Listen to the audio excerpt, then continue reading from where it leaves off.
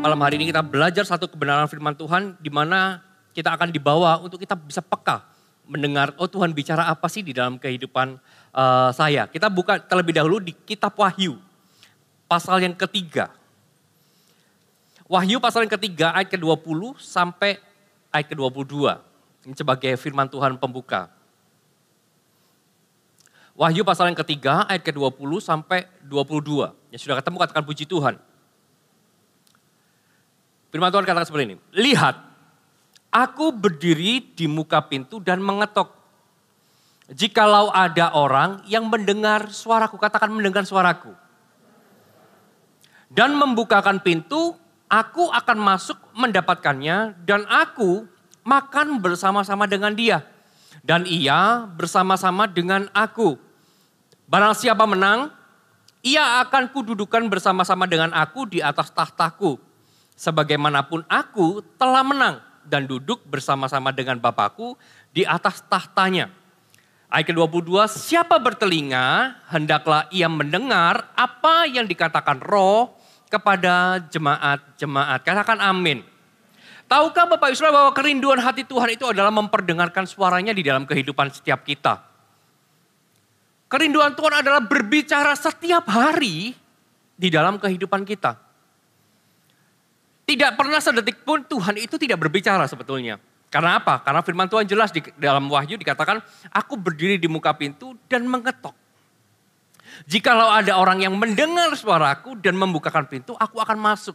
Artinya Tuhan itu untuk memperdengarkan suaranya, untuk dia berbicara di dalam kehidupan kita, dia tidak pernah memaksakan. Dia selalu bahasanya kulonun, ketok. Kalau Tuhan mau berbicara, dia selalu ketok hati kita. Dan ketika ia ketok gitu ya, jikalau ada orang yang mendengarkan suaraku, membukakan pintu untuk aku berbicara, maka aku akan masuk. Itu cara kerja Tuhan berbicara. Dan ketika Tuhan berbicara, saya percaya bahwa sesuatu yang besar pasti terjadi. Katakan amin. Kitab Wahyu ini mencatat sebuah message yang jelas untuk kita ini peka terhadap suara Tuhan. Untuk kita ini dengar-dengaran akan Tuhan. Dan untuk kita ini bisa belajar mendengarkan apa yang dikatakan Roh kepada jemaat-jemaat. Makanya di dalam gereja kita harus berlatih untuk mendengarkan Tuhan berbicara. Sehingga ketika firman ditabur, telinga roh kita bisa mendengar. Dan itu menjadi rema di dalam kehidupan setiap kita. Karena apa? Karena ada sebuah hubungan, ada korelasi yang terjadi antara bagaimana kita mendengar Tuhan dengan pertumbuhan kita. Makanya judulnya listening for growing. Karena dikatakan gini, aku berdiri di muka pintu dan mengetok, jikalau ada yang mendengar suaraku dan membukakan pintu, maka aku akan masuk mendapatkannya, aku makan bersama-sama dan ia bersama-sama dengan aku. Ketika kita dengar suara Tuhan dan kita meresponi, maka kita akan mengalami sesuatu yang besar. Ada hubungannya. Ketika kita bisa mendengar Tuhan, Tuhan masuk, Tuhan bersama-sama dengan kita dan dia membuat segala sesuatu berhasil di dalam kehidupan kita. Dan ada satu peristiwa yang sangat berdampak di dalam kehidupan Samuel gitu ya. Kita mau belajar hari ini. Karena banyak orang berkata, Pak gimana sih cara kita bisa mendengarkan Tuhan berbicara. Karena banyak orang bisa berdoa kepada Tuhan. Tapi gak banyak yang bisa dengar-dengaran akan Tuhan.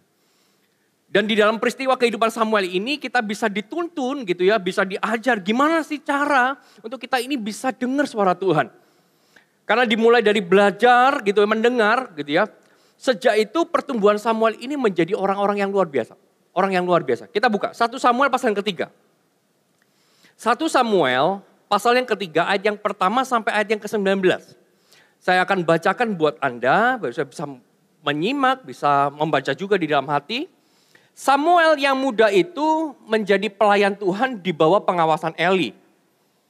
Dan pada masa itu firman Tuhan jarang, penglihatan-penglihatan pun tidak sering. Katakan firman Tuhan jarang.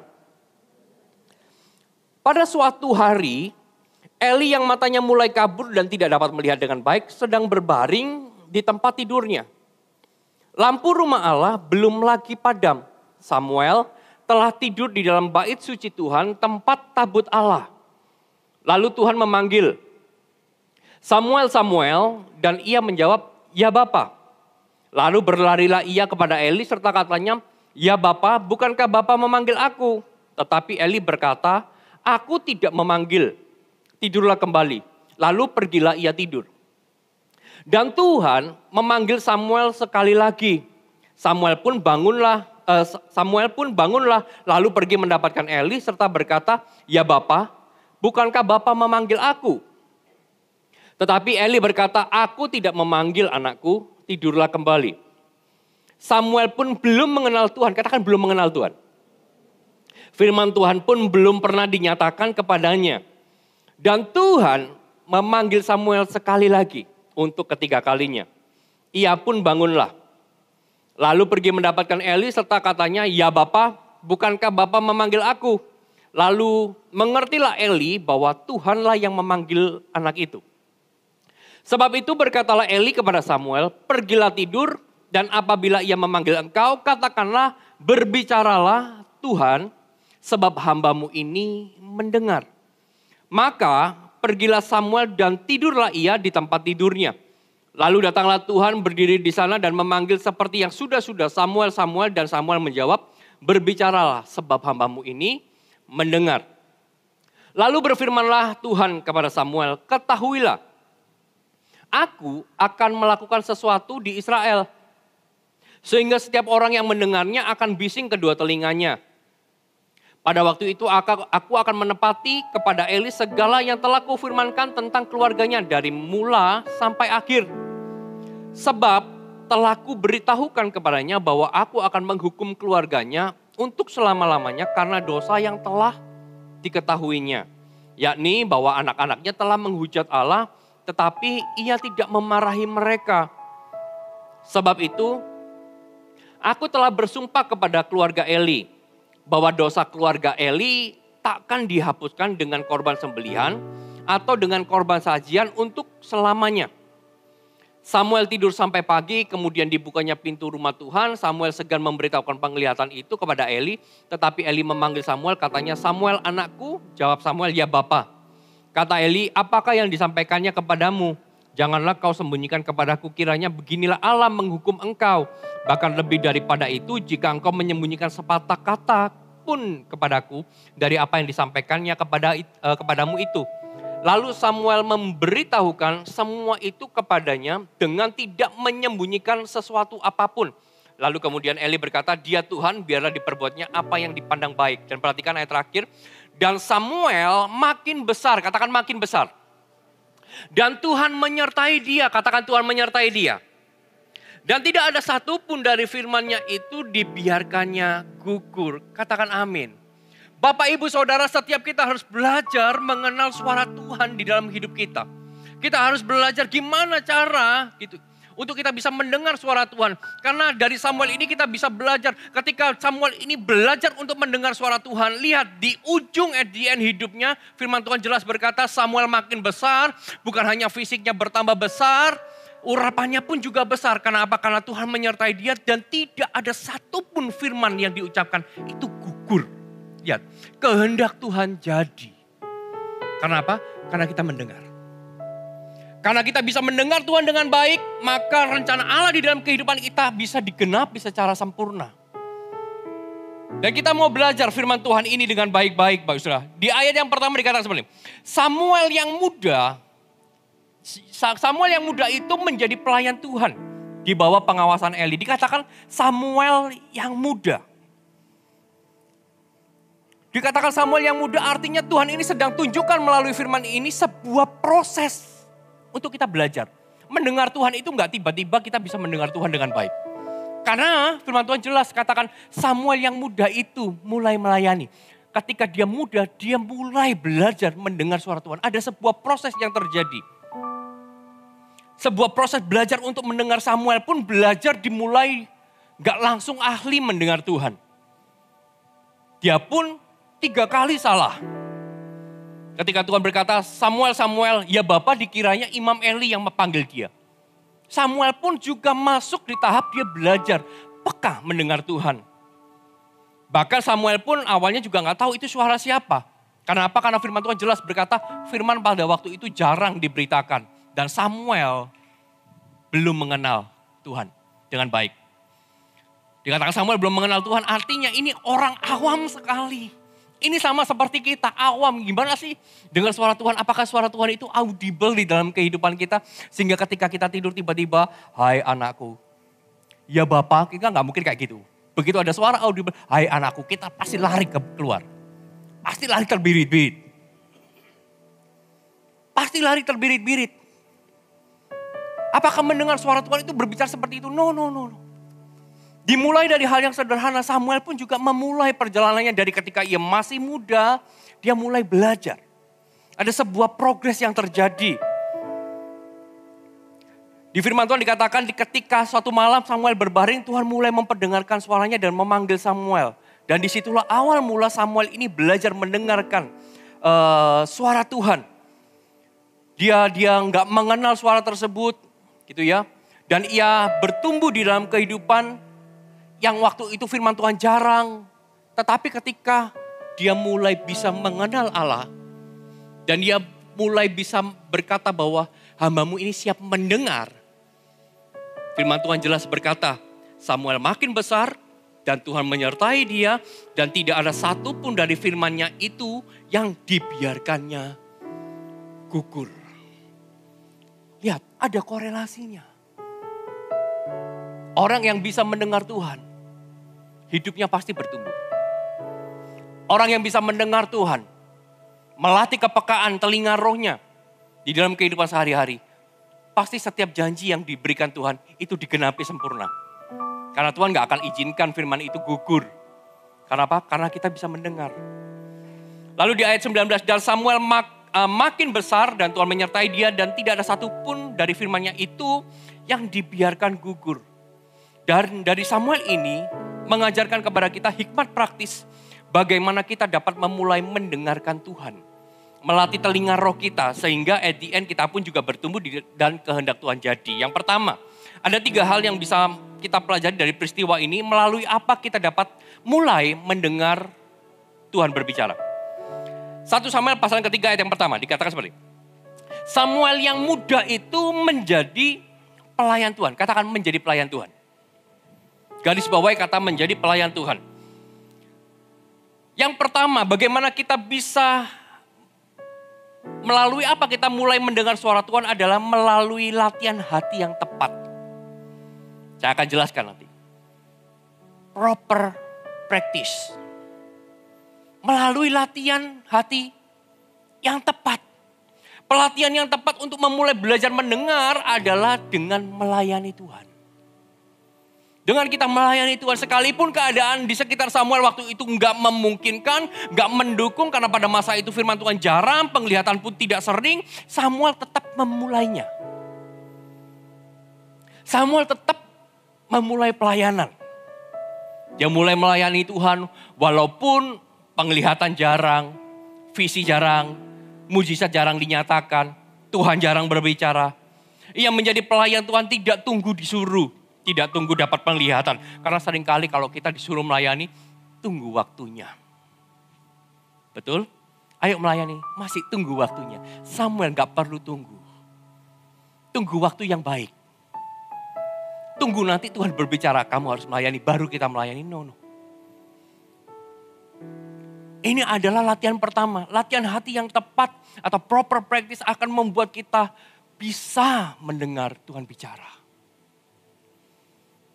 Samuel juga memulai. Di usianya yang masih muda, dia yang gak tahu apa-apa, gak tahu Tuhan, gak kenal Tuhan, Tuhan gak pernah berbicara. Tetapi dia tetap memulai pelayanannya. Samuel yang muda itu menjadi pelayan Tuhan. Usia muda, pengalaman belum ada, masih belum ahli, belum expert. Tapi Samuel mau memulai latihannya dengan menjadi pelayan Tuhan. Samuel yang muda menjadi pelayan Tuhan bukan sembarangan pelayanan, Bapak Ibu. Yang membuat kita ini bisa mendengar Tuhan. Kalau kita melayani di gereja terus kita tiba-tiba mendengar suara Tuhan. No. Kita belajar dari Samuel ini. Bukan sembarang pelayanan yang membuat kita bisa mendengar Tuhan. Tapi kata pelayan yang digunakan di dalam ayat ini adalah syarat. Gitu ya. S-H-A-R-A-T-H. Bahasa Ibrani. Dia gunakan. Ada 4 definisi pelayanan menurut bahasa Ibrani. Ada 4. Yang pertama adalah ebed. Kata pelayan pertama itu adalah ebed. Ebed itu artinya budak. diperbudak. Lalu kata kedua arti pelayanan dalam bahasa Ibrani adalah abad. Dari ebed itu artinya budak, abad itu adalah full timer. Orang-orang yang menyerahkan diri melayani di ladang Tuhan, menyerahkan hak-hak pribadinya. Lewi, itu definisinya abad. Definisi yang ketiga adalah sakir. Dalam bahasa Ibrani, ini adalah seorang pelayan upahan. Dan Injil Yohanes menggambarkan dengan detail tentang pelayanan seperti ini. Karena ketika domanya serigala datang, gembalanya lari. Karena dia adalah upahan. Ini adalah sakir. Pelayan sih, tapi upahan. Timbal balik hubungannya. Karena aku dapat sesuatu, aku memberi sesuatu. Tetapi syarat adalah orang yang rela mengerjakan pekerjaan-pekerjaan kasar, pekerjaan-pekerjaan kecil agar tujuan Tuhan tercapai. Itu arti pelayanan. Dan Samuel ini dikatakan Samuel yang muda menjadi pelayan Tuhan dan kata pelayan ini syarat. Artinya dari masa kecil, masa muda Samuel nggak pernah pilih-pilih pelayanan. Apapun dia jalani. Suruh ngepel pun dia lakukan. Asalkan tujuan Tuhan tercapai. Pelayanan-pelayanan kasar.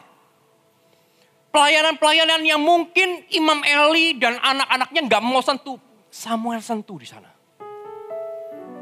Dia nggak hitung-hitungan. Dia nggak pilih-pilih pelayanan. Oh kalau pelayanannya tampil di atas mimbar aku mau. Samuel enggak. Ini adalah proper practice. Latihan yang tepat. Latihan yang membuat dia layak mendengar suara Tuhan. Dia gak pernah pilih-pilih pelayanan. Apapun dia kerjakan. Apapun yang datang di dalam hidupnya. Dia terima, dia kerjakan. Satu prinsipnya. Tuhan disenangkan. Satu prinsipnya tujuan Tuhan tercapai. Satu prinsipnya kehendak Allah jadi. Apapun pelayanannya. Itu dikerjakan oleh Samuel. Samuel ini digambarkan menjadi pelayan Tuhan syarat. Di usia yang muda mau melakukan apapun gak pilih-pilih. Dari sini Bapak bisa lihat ya hatinya Samuel ketika dia melayani. Ini loh membuat dia itu bisa mendengar Tuhan. Ketika Imam Eli suruh, Samuel kamu lakukan ini, dia lakukan. Gak pakai tapi. Asal kehendak Tuhan jadi. Asal Tuhan disenangkan. Banyak orang dulu bisa mendengar Tuhan, tapi dengan berjalannya usia pelayanan semakin banyak kepercayaan, banyak orang mulai lupakan hal ini. Mulai pilih-pilih, sehingga dia tidak lagi peka akan Tuhan. Malam hari ini ketika kita dengar firman Tuhan ini, Bapak Saudara, dimulai dari latihan hati yang tepat, kita bisa melayani Tuhan. Enggak pilih-pilih pelayanan. Apa yang bisa aku kerjakan? Datang ke pemimpin Anda, ke CG Anda. Apa yang bisa aku lakukan untuk CG ini?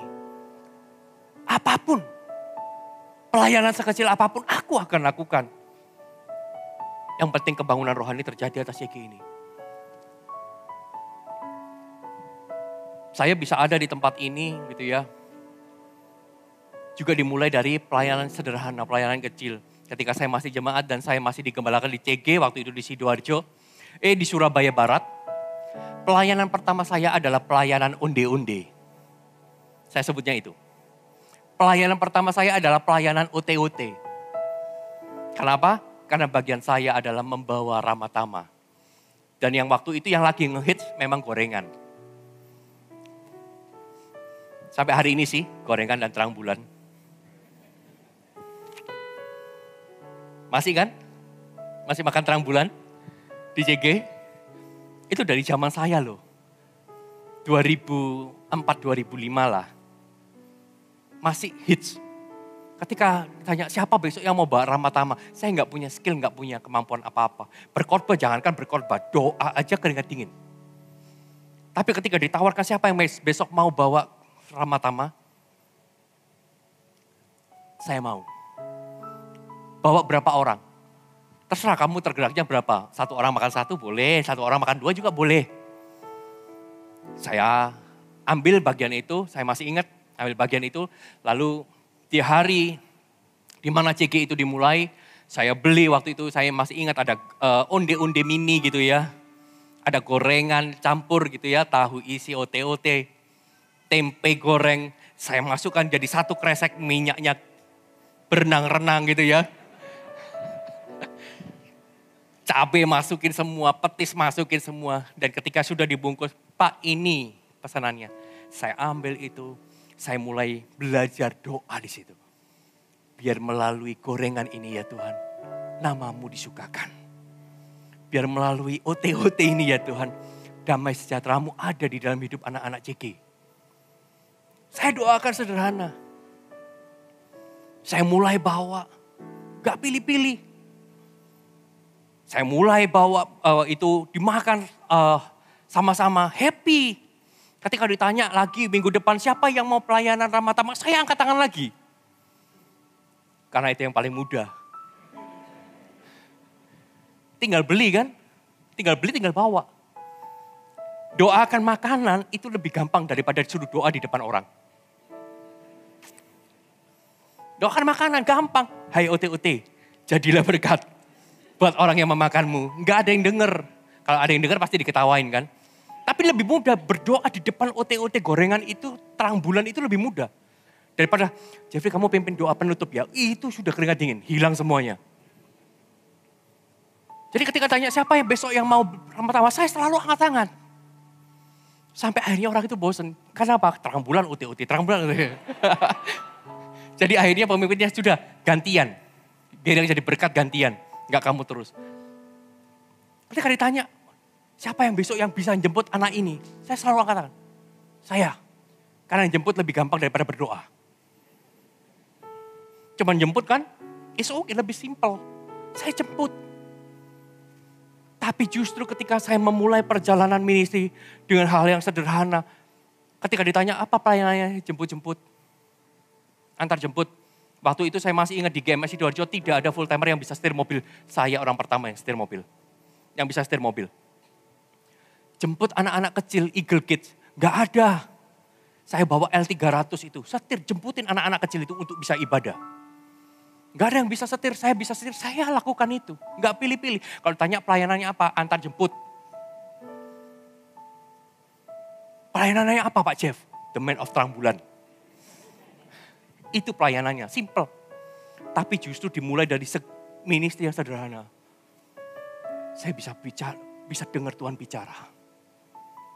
Aku akan membawamu pada perkara yang lebih besar. Sampailah hari ini. Halo, amin. Jadi kalau hari ini Anda masih di dalam tahap The Man of Terang Bulan, pelayanannya masih itu, it's okay, setia di sana. Gak ada pelayanan besar, pelayanan kecil. Semua pelayanan sama di mata Tuhan. Asalkan Tuhan disenangkan. Asalkan tujuan Tuhan tercapai. Aku akan lakukan apapun yang Tuhan suruh. Aku akan taat mengerjakan apa yang Tuhan perintahkan. Kita gak boleh pilih-pilih. Halo amin. Katakan kanan kiri, kita gak boleh pilih-pilih.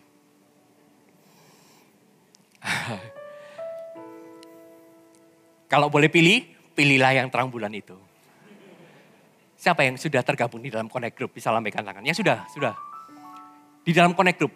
Yang belum di dalam Connect Group. Angkat tanganmu. Lu, yang sudah. Tetap angkat tangan. Coba lihat yang kanan kiri yang gak angkat tangan. Katakan, terang bulan ini untukmu. Oke, yang kedua. Melalui apa kita bisa mulai belajar mendengarkan Tuhan. 1 Samuel 3 ayat yang ketiga. Firman Tuhan katakan seperti ini. Lampu rumah Allah belum lagi padam. Samuel telah tidur di dalam bait suci Tuhan. Katakan Samuel telah tidur. Garis bawahi dari Alkitab Anda, Samuel telah tidur. Yang kedua, melalui apa kita bisa mendengarkan Tuhan adalah melalui posisi sikap hati yang tepat. Proper position. Saya akan jelaskan. 1 Samuel 3 ayat ketiga di dalam terjemahan bahasa Inggris gitu ya. Bisa ditampilkan King James versi King James. Ditampilkan di depan. Dikatakan gini. Saya nggak kelihatan, nggak pakai kacamata. Saya baca di sini. And the Lamb of God had not gone out. And Samuel was lying down. Katakan lying down. In the temple of Jehovah. Artinya Samuel ini tidak tidur. Lying down. Itu artinya berbaring. Tenang. Rest. Bukan sekedar tidur. Tapi hatinya tenang. Hatinya itu gak pernah khawatir. Ini posisi hati yang paling tepat. Karena posisi diri kita ini penting. Karena kita dipanggil gitu ya. Karena ketika kita tinggal tenang maka kita bisa menghilangkan setiap distraction di dalam kehidupan kita. Makanya kalau datang ke ibadah, posisi kita harus tepat. Kenapa? Karena posisi menentukan prestasi. Betul ya? Posisi kita menentukan prestasi kita, Bapak Saudara. Kalau posisi kita firman Tuhan dinyatakan, engkau masih pikir jemuran, engkau masih pikir kekhawatiran, engkau masih pikir pekerjaan, engkau gak akan pernah bisa mendengar Tuhan berbicara. Sekalipun engkau berada di dalam gereja, sekalipun firman Tuhan dinyatakan, ketika hati kita, posisi hati kita ini tidak berada di posisi yang tepat, kita gak pernah rest di hadapan Tuhan, kita gak akan pernah dengar dia. Sebab kita biasanya berkata, di dalam tinggal tenang dan percaya terletak kekuatan kita. Posisi menentukan prestasi. Dunia kutip itu dari firman Tuhan. Eli gitu ya, di ayat yang kedua, secara bahasa Inggris gitu ya, Eli was lying down in his place. Dia rest, dia tenang di rumahnya. Imam Eli tinggal tenang di rumahnya. And Samuel was lying down in the temple of Jehovah. Di satu sisi Imam Eli itu tenangnya apa? Ketika dia leye-leye di rumah. Dia bisa tenang. Tapi Samuel enggak. Dia tenang ketika berada di bait suci. Hatinya begitu tenang, dia rest. Samuel punya posisi yang tenang di dalam rumah Tuhan. Bukan hanya posisi secara keberadaan yang layak, melainkan posisi hatinya pun layak. Dia gak pernah khawatir, dia gak pernah takut akan apapun. Justru di saat dia gak khawatir, di saat dia gak takut, justru ketika Tuhan berbicara dia bisa mendengar. Makanya di dalam segala keadaan, hati kita ini gak boleh punya ketakutan. Jangan khawatir. Tuhan gak bisa bicara ketika kita khawatir. Posisi hidup kita ini harus tenang. Kita gak boleh meletakkan posisi hati kita ini tenang kalau kita berada di rumah. Kalau rumah kita sudah terbangun, kerjaan sudah tertata, keuangan sudah oke, kita baru tenang. No. Eli lakukan itu. Eli was lying down in his place. But Samuel was lying down in the temple of Jehovah. Dia meletakkan rasa tenangnya kepada Tuhan. Kalau kita bisa meletakkan rasa aman kita kepada Tuhan, Tuhan bicara engkau bisa dengar. Halo Amel, halo Amin. Kita pun juga sama kalau kita mau belajar mendengar suara Tuhan, gitu ya, suara Bapa kita pun harus berada di posisi yang tinggal tenang di hadapan Bapa. Masalah ada. Tapi kita tetap enggak khawatir, aku tetap tenang. Justru kalau saya, ketika saya masih belum jadi hamba Tuhan, masih bekerja gitu ya, sekuler. Justru ketika di kerjaan itu ada masalah, tempat yang paling tenang adalah gereja. Karena di dalam gereja gitu ya, ketika saya tinggal tenang, Tuhan itu tuntun kita. Tuhan itu berbicara. Karena Tuhan itu selalu memperdengarkan suaranya. Ketika kita bisa mendengar gitu ya, kita bisa mengenal, maka kita akan bertumbuh dan rencana Allah, firman-Nya tidak akan pernah gugur di dalam hidupmu. Katakan amin. Lalu yang ketiga, melalui apa kita bisa mendengar Tuhan? 1 Samuel 3 ayat yang ketiga. Lampu rumah Allah belum lagi padam. Samuel telah tidur di dalam bait suci Tuhan, tempat apa? Katakan, tempat apa? Tabut Allah. Garis bawahi tempat tabut Allah. Yang ketiga, melalui apa kita bisa mendengar Tuhan adalah kedekatan yang tepat atau hubungan yang tepat. Proper proximity. Sebuah kedekatan yang tepat akan membuat kita bisa mendengar Tuhan.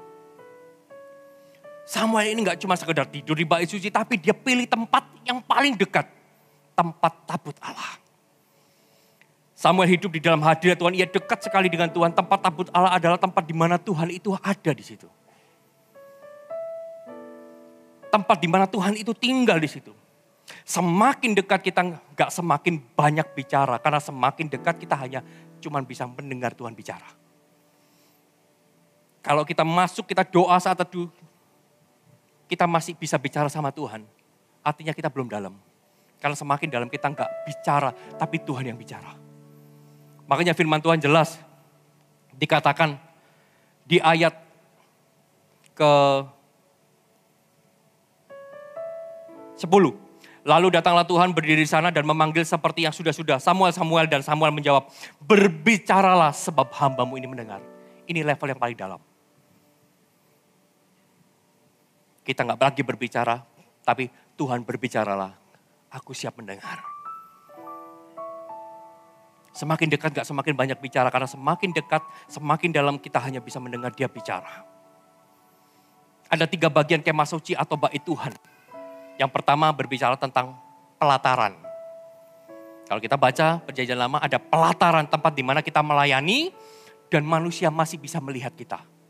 Di pelataran itu orang-orang yang ada di sana pasti bisa melihat kita. Hatinya belum tergaransi. Tapi masuk lebih dalam setelah pelataran ada tempat kudus. Tempat kudus orang biasa nggak bisa lihat kita. Tempat di mana kita melayani dan hanya Tuhan yang melihat. Di sini kita memberi yang terbaik. Hati kita semuanya diberikan di sini. Tapi ada tempat yang lebih dalam lagi yaitu ruang maha kudus. Di dalam bait suci, tempat tabut Allah.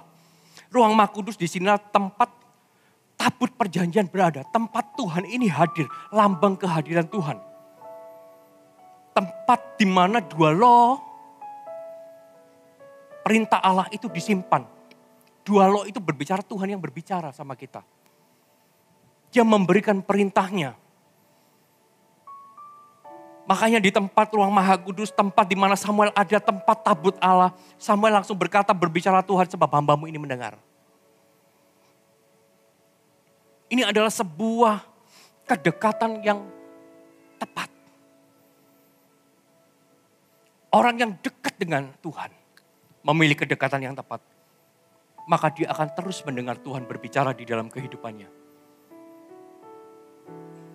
Di dalam ruang maha kudus, di mana kita hanya bisa mendengar Tuhan bicara.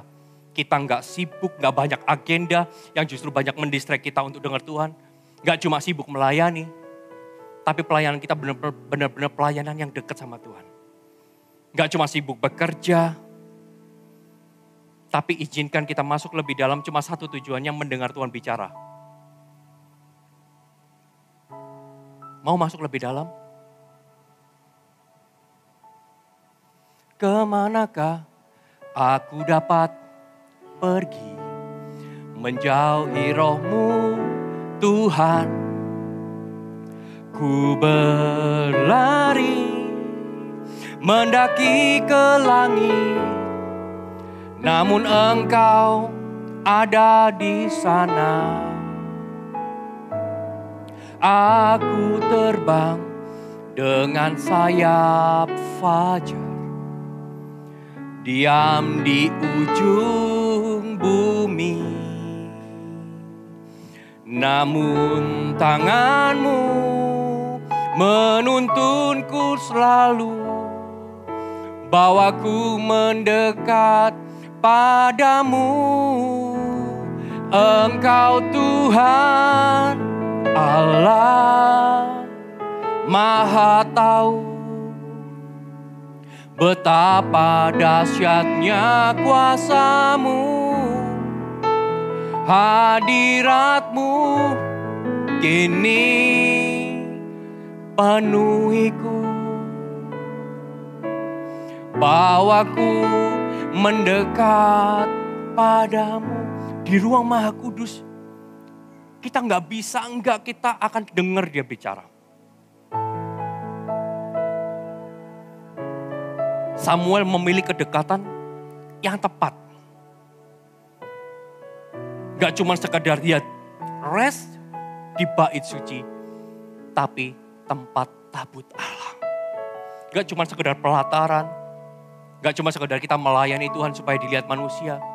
Gak cuma kita belajar memberi yang terbaik buat Tuhan sekalipun manusia gak lihat. Tapi izinkan kita masuk lebih dalam lagi, kita gak lakukan apa-apa, cuma mau mendengar Tuhan bicara. Gak usah sibuk dengan apapun. Dan malam hari ini saya percaya Tuhan akan berbicara kepada Anda satu persatu. Halo, amin. Ketika dia berbicara, maka engkau akan bertumbuh. Ketika engkau mendengar dia berbicara, maka saya percaya firman itu tidak akan pernah gugur di dalam kehidupan. Yang setuju berikan kemuliaan buat Allah kita. Haleluya. Mau belajar kita? Mau belajar mendengar suara Tuhan? Amin. Mari saya undang semua bisa bangkit berdiri.